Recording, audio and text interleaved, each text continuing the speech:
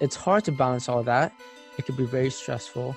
Maybe it can affect certain areas of your life, but it also teaches you on time management skills and how to be efficient with your time. Hi, thank you for tuning in the Teenage Impact Podcast. My name is Shelomo Solson, and I am the host. I'm on a mission to inspire as many teens as possible to overcome any struggle they have in their life, whether it's anxiety, depression, suicidal thoughts, things in family, mental or physical challenges, whatever it may be. I interview people who are making an impact in our community, and I interview them on their struggles as a teenager, how they overcame it, and tips for people who are going through the same thing. Today's podcast is a little bit different, but before I continue, if you haven't done so, I provide a link in the description where you can download a free 7 quick and easy ways you can feel better about yourself. If you're feeling down, if you're feeling a little bit negative, go ahead, download that. It's based off of the interviews I've been doing and some of my experiences. Also, if you know someone who's in a funk and can't get out of it and you want to help them out, this is the best podcast to share with them because it talks about real life struggles as a teenager. My podcast today is going to be about whether or not you should get a minimum wage paying job. It's a huge debate.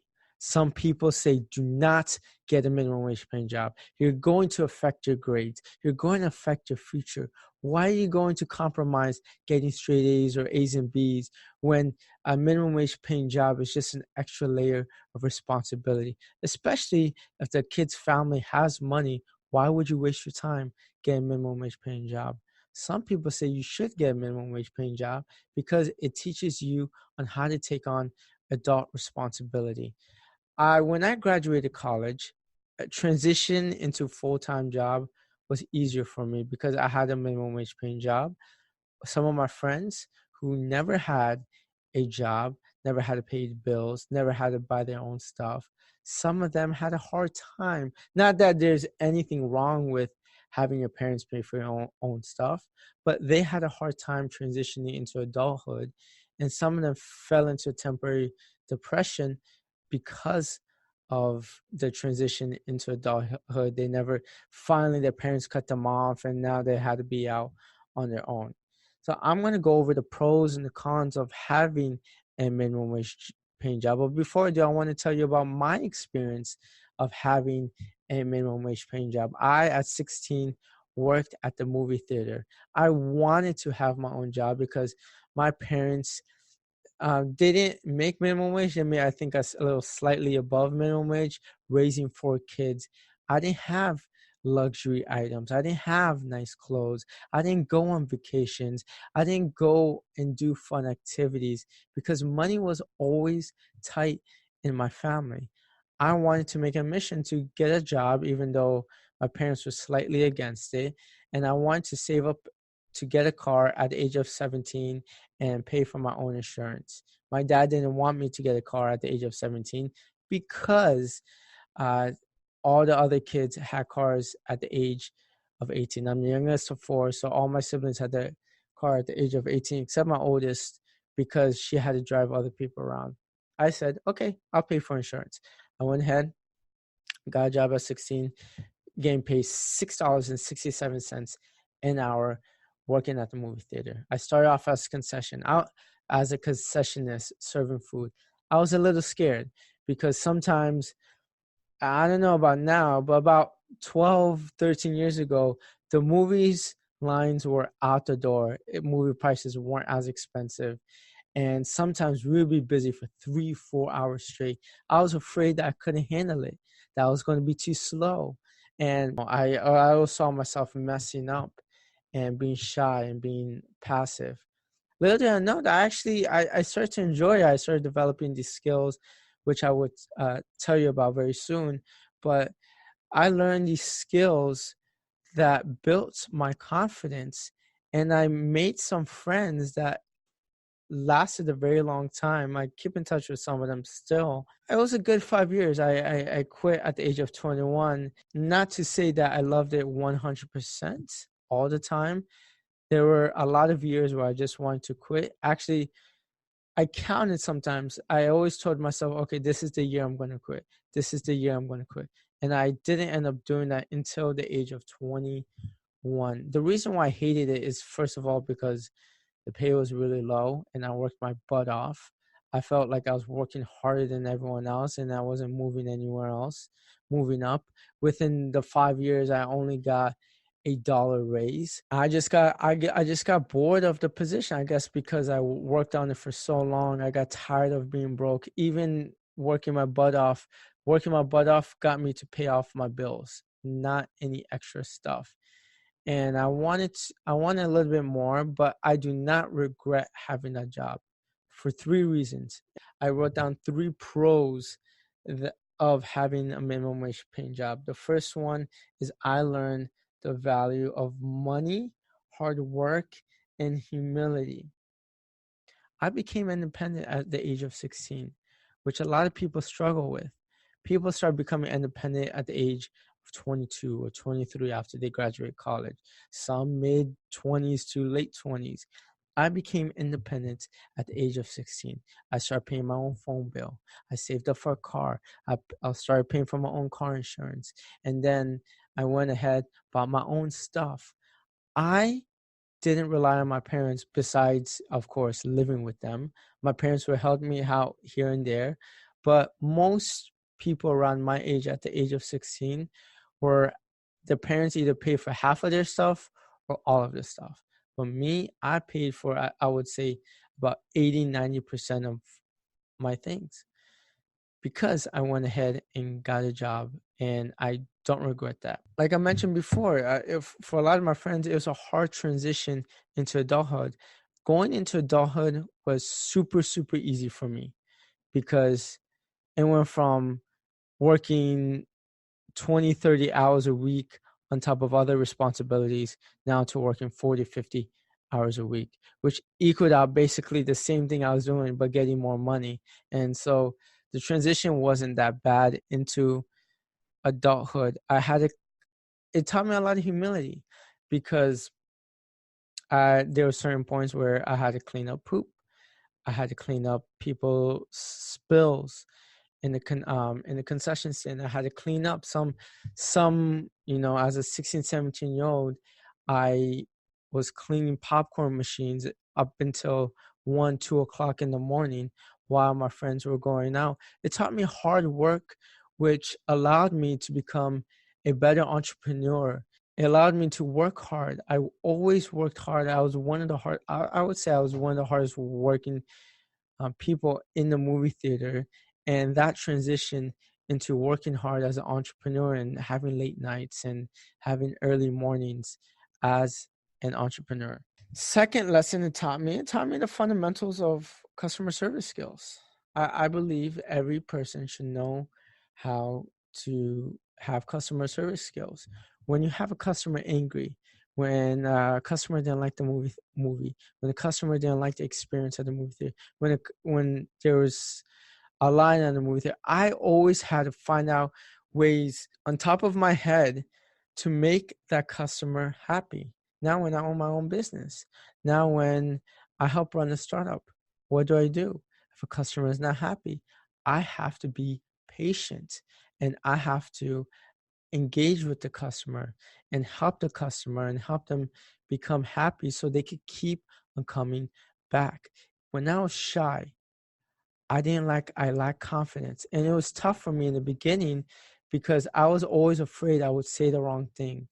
Or I was always afraid that I wouldn't be a good concessionist or be a good customer service representative. Or I was afraid that people would make fun of me for the way I spoke, which I did speak funny at that time because I had braces. I had all these self-conscious thoughts in my mind, but eventually, in the beginning it was hard, but eventually I grew out of it. And every year I became better and better and better. And eventually, right now, when I'm running the company and I do have an angry customer, I'm able to handle it which a lot of people around 25, 26 years old don't know how to do because they weren't exposed to that experience early on in their life. Finally, the third lesson that a minimum wage paying job taught me was it taught me to work as a team in a professional work environment. I was always involved in clubs, but it's different when it involves money. When you're working in a team environment, everyone has to work together to accomplish a certain goal, to bring in more money, to make the customer happy. You have to work as a team. If I'm working at a concession stand and I have a colleague that has to get out in a certain time, I know that that person has to get out at a certain time because maybe some family event. I would take on some of their customers to make sure they get out on time. Or maybe I have to cover someone's shift because something important came up. And then they would do the same thing to you. It's when you're working in a business, when you're working in any professional work environment, it's not about you. If you make it about you, the company or the club or the organization won't go as far because you're being selfish. But when you're working as a team and you do someone else a favor and then they do you a favor, you all of a sudden the employees in the company become much more efficient. These skills can be applied when you're in an organization or in a club like a National Honor Society or maybe the chess club or maybe a sports team. You have to work in a team to become better. There are some cons with having a minimum wage paying job. It's not going to be easy. And some of the cons are, the first one is when your friends are out, you're working. I never partied in high school. While my friends were going to high school parties, while my friends were going to college parties or on vacation, I didn't have that. I always worked. 16, 17, and 18, I worked up until 2 or 3 o'clock in the morning every single weekend. Maybe some weekends midnight, until I requested to get out at 9, 10 o'clock at night because I just wanted to have a little bit of fun. But while my friends were having fun, I was out making money because I had bills to pay, because I wanted to become independent. The second con is summer and winter breaks no longer exist. The last time I had a summer break is the summer of 2007 was the last summer vacation I ever had. And ever since then, I have been working at the movie theater or some other job, at my full-time job. And my summer breaks, I was actually working 35 to 40 hours a week, like a full-time job. My paychecks weren't that much because I was making anywhere from $667 to I think $780 an hour. But I worked my butt off, and while families were going on vacations, I didn't go on vacation. Maybe I took a week off at the max, but those 3 months of summer vacation were of me working.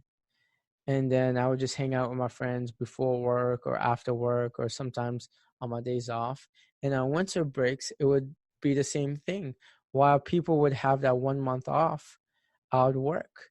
Another con is you have to balance everything, which is a pro and a con, but you have to balance school, extracurricular activities, your job, and your family and your friends. That's a lot of work to do, especially if you have a minimum wage paying job. And it's hard to balance all that. It could be very stressful. Maybe it can affect certain areas of your life, but it also teaches you on time management skills and how to be efficient with your time. Now, should you get a minimum wage paying job? That depends. If you have no stream of income, I mean, you don't have a side hustle, or maybe you don't have an internship that is helping you get closer to your goals. If you're one of those teens who know exactly what they want to do, then if you don't have any of that, go get a minimum wage paying job. It will take you far in life. Yes, you might have less time with friends and family. Yes, you might not have holidays like I did. I didn't celebrate Christmas or Thanksgiving because I was always working and trying to get that time and a half in. Yes, you're going to miss some of those moments, but the lessons you've learned and that's going to help you 10, 15 years down the road is significant.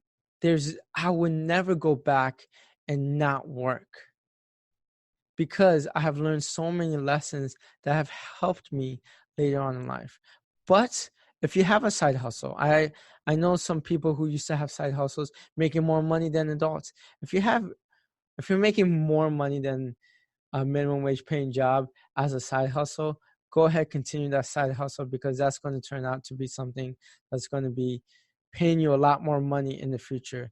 And another reason why maybe you shouldn't get a minimum wage paying job is if maybe you are interning for someone for free, if you know exactly what you want to do and interning for them and shadowing them is going to teach you certain skills and lessons that you won't learn anywhere else, then go ahead, maybe work for them for free. But other than that, if you have nothing going for you and you just want to focus on school, I would still get that minimum wage paying job because it's going to help you transition into adulthood when that time comes. There's going to be a lot of adults who disagree with me. Especially, I come from an Indian family, especially Indian parents, especially, and actually any Asian parents. A lot of them will say, no, go focus on school, become a doctor, become a lawyer, become an accountant, and focus only on that. But they don't see the skills that these minimum wage paying jobs will help you to become a better doctor, to become a better lawyer, to become a better accountant, whatever those skills may be. That job that you take on as a 16, 17-year-old will help you become a better professional, whatever route that you do take. I'm going to continue this discussion in my Instagram close friends group. There's been a lot of teens lately who messaging me stuff like, hey, I just got kicked out of my house. Or, hey, I can't focus in school. Or, hey, I have anxiety. Some people have been messaging me. I want you to join my close friends group. I'm not going to give professional advice because I am not a professional, but I will speak from experience, and I've helped a lot of people and inspired a lot of people overcome some of their struggles. Go ahead and message me. I'm going to be providing content, exclusive content that I don't provide in my Instagram stories or anywhere else in my social media. So go ahead and message me to join my Instagram close friends group. Share this podcast with someone who may need it. And if you haven't done so, download the 7 quick and easy ways to feel better about yourself. I provide a link in the description. Thank you for listening to this podcast. Hope this helped. Hope you feel inspired. And until next time, peace.